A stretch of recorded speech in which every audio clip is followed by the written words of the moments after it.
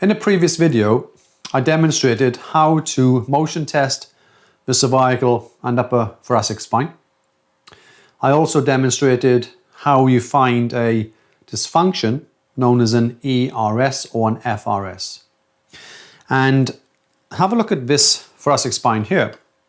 And what I'm trying to show you here is this is T1, this is T2, and we have got a fixation between the two vertebrae. And let's say, for instance, through your assessment of motion test, you've decided that it is fixated in a ERS position. So T1 is fixed in an extension, rotation, side bending to the left on T2. So we are going to do a treatment, as in a MET, to try to encourage opening of the facet joint.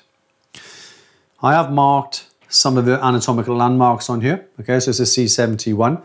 So on T1 and T2, if he's in flexion from the previous video, if I go across, the right side is deep and the left side is shallow, indicating that the left side is fixed in a closed position.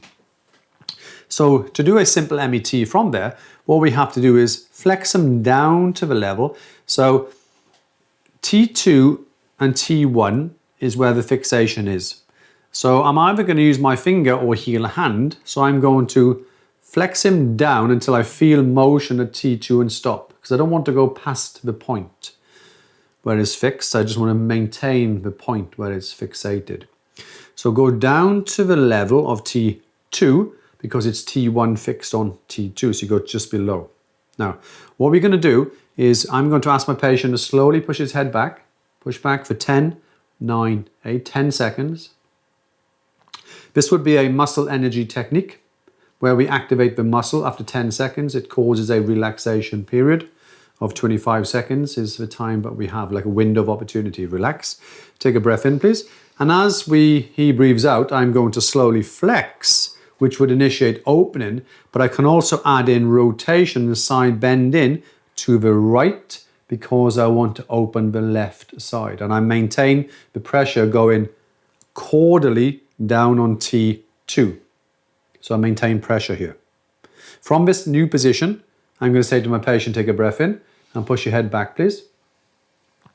10 seconds, 10, 9. So no manipulation. So a simple MET to open a ERS dysfunction, which is basically a closed facet. Breathe in.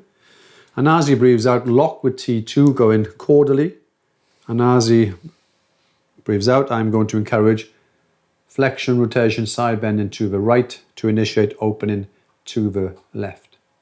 How many times? I normally would do it 3 times. So let's just push up a little bit more. So he's push in, 20% effort for 10 seconds. Let's say it's 10 seconds, relax, take a breath. And on the last breath, we flex him down on the 3rd time. And we would hold for about 25 seconds for the body to remember the new position.